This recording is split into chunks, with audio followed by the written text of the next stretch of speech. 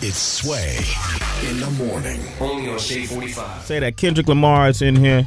Section 80, the whole. I don't know, man. I'm just a fan of yours, man. Appreciate it, man. Yeah, man. I'm just a fan of lyricism. Thank you. You know, and I think you're a great representation of what's going on in music today. Right. You know, and especially the rap game. And I'm just a fan of yours, man. Appreciate I don't really it. have an interview for you, man. Come on. I ain't got nothing to say. We done talked before. We covered everything. Section 80. I mean, if you didn't get that by now, you sleeping. I didn't get it to ask him anything before. I wasn't there. I got a question for a lyricist. What's your process in writing? Do you just like go into a room, because you are an MC, and I respect MCs as well, like Sway said, but do you go into a room by yourself, or are you in the car? Like, what's your writing process? It's spontaneous. It's everywhere. I can be, in a taxi cab coming to the Sway show, and have some thoughts, premeditated, get in the studio tonight and put them feelings out. So you actually do write, or you just one of the artists now and say, I don't write anything down? Nah, you write. I used to say, that's funny that you say that. I used to want to say that all the time, because that's something I perfected when I was like 17, because it was the trend to do. Once Jay-Z said it, we all want to do it. You know what I mean? So I did years of just not writing, just off the strength of that. Right. And I got to the point now where I don't want to say that anymore. I feel like however it comes, whether I got to put it down on a napkin or I just go in the booth and just spaz. Right. I respect that. You respect? I mean, that's stressful, man. That's like added stress. Right. Having to remember everything. Why you gonna stress yourself out in your creative process? Because Jay-Z don't write. Everybody decided they don't want to. I watched Kanye sit there and mind a verse. In the studio once, and I saw him. I said, "Man, damn, he looks stressed the hell out, trying to memorize his verse, all of that, off the top of the head, man. When you could just write that shit down, man. Exactly. What's wrong with it? With writing it down, like the art of it. That's part to me. The art of it is just having the notebooks or having the Blackberries or whatever it is now, and like you said, the napkins and the matchbooks and putting it all, piecing it all together, and coming up with that fire. I think it's actually dope to have it actually written on paper, because it's like your book. You can look back and look at them rhymes, or even put it out there and sell it. Absolutely, I like that too. Yeah. Kendrick Lamar hanging out with us. 888-SHAY-45. Give him a call. Yeah. Now, recently on stage. Now, is this true or not? I heard that Snoop. Passed the torch. To you, saying like you got the juice now. I had a show at the Music Box in LA. I didn't even know these cats was there. It was the end of the show, and I performed like my second to last song, and I look back and Snoop walk on stage. Yo, we got a clip from that. Yeah. I'll set you up. Come on. All right. Look, I'm sitting up here with Dr. Dre, right? And we watching you rock. We watching you rock like a motherfucker, right? And we watching Game pass the torch to you. We watching all this love. It's a beautiful thing, my nigga. You great at what you do. You ain't good at what you do. You great at what you do. And the people out here, they represent and they showing you that. I'm gonna say this and I'm gonna mean this. Nigga, you got the torch, nigga. You better run with that. Woo! Wow. Snoop said. Yeah. Snoop. Hey, how many people in the game have been on top of the game as long as Snoop? Yeah, that's king of the West Coast. King. Yeah. By far, nobody else. Right. And he passed you the torch. Yeah. Look, man, I know you're nervous about this Kendrick Lamar. You know what I mean?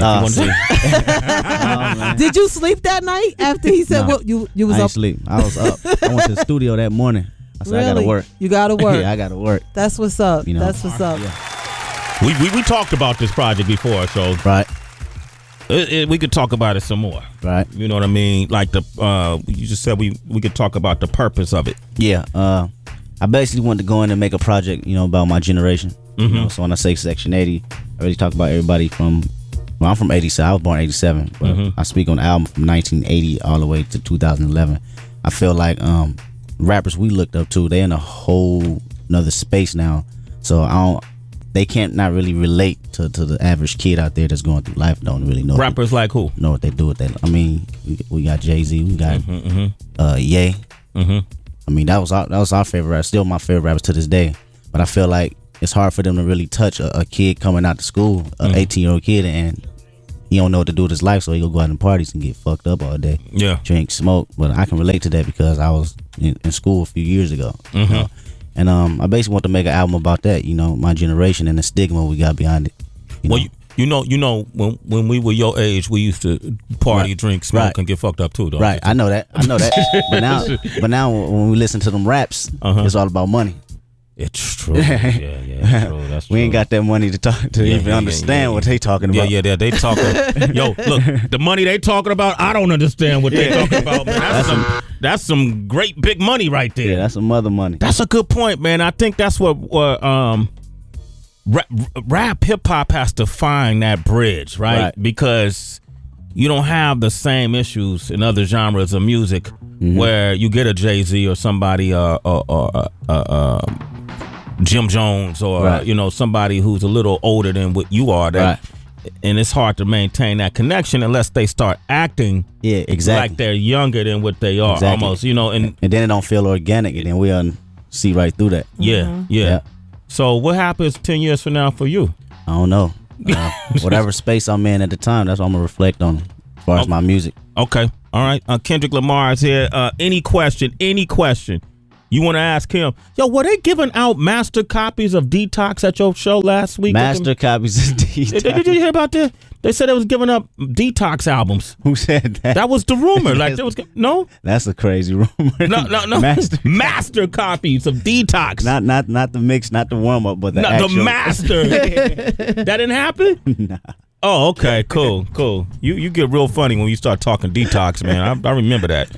What's up with Detox, man? Detox is getting mixed. That's all I can say. It's getting mixed. That's some bull, man. That's some BS, Kendrick. Come on, man. I can say anything about Detox. Nobody will believe it. We be bonding and stuff, and then anytime I go Detox, we become strangers all of a sudden, man. Oh, man. How many songs you got on that you wrote? I got a few. I mean, I don't know what a stick, you know, as of yet, because creative process is so crazy as far as going in there and narrowing down all these songs. It's thousands of songs. Yeah, Dr. Dre, man, how massive is he now physically? Oh, come on, man. You seen him? Is he on the juice, dude? Is he? Oh gosh, Sway, steroids? I'm just saying. I just want to ask. You know, you can't move them arms when you put like this. What's up? They just get stuck like alligator arms. Yeah, stuck like an action figure. Big ass arms, Dre. What up, Dre? Hey, Dre. Okay, we got F from Ohio. What's up, man? Kendrick Lamar is on with us. What's up?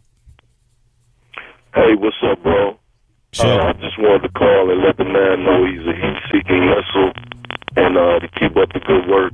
And God bless him. Appreciate you, brother. Okay, man. Cool. What is he talking through auto-tune? What the hell was that? Biggs from Michigan. We got Kendrick Lamar out here. What's up? What's up, man?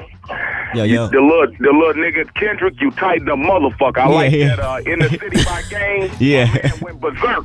Appreciate it. One thing I want to say to you, keep doing what you're doing. The West Coast is on the map, but the only thing I don't understand is what's taking this album so goddamn long? You a nice treat for us waiting on the album, but what's taking it so long, honestly, Kendrick? In your mind, what do you think is taking it so long? The Detox, right? Yes. Perfection. Dre is the ultimate perfectionist. You know, he's not scared. No, he's not scared. He hears sounds that the average human being can't even equate, you know, with the human ear. So I've been in sessions with him. It's perfection. Okay, do me a favor for a second. Let go your guard right now. Okay. Dr. Dre. Right. First day you went in the studio with him. First day I went in the studio with him. What did he say to you, man? What was that like? What went through your mind? I know your heart was pumping. You know what's crazy? On like some real shit, Sway? I thought I would be nervous as hell. But I walked in that studio and I was ready. Like 100% ready. He greeted me like a genuine regular cat, you know what I mean, and made me feel comfortable. Me and my dude Dave was in there, and I felt like, damn, I'm gonna be nervous when he send me up in the booth. And I probably can't, perform like I usually do. But as soon as he said, "Bam, this the beat, this the vibe. Go ahead and do you. Be creative if you want." I went in there and went for self, man. Yeah. What was the first song that you recorded? What's the beat? Did you like the beat? Yeah. Oh yeah. It was a cat from New York too. Legend. Yeah. I can't give out the name. Did he critique? Oh, I almost got you. You see? You saw that setup, right? You saw how Sway set you up. Yeah, you caught it. Seen it. Come on. He caught it. All right, look, we're gonna come back. I want to get some relationship advice from you. Did Dre critique your verse? Yeah. Did he tell you it was whack? No, he said it was whack. He just gave you some advice? Yeah. I want to hear that when we come back. Sway in the morning, Shade 4-5.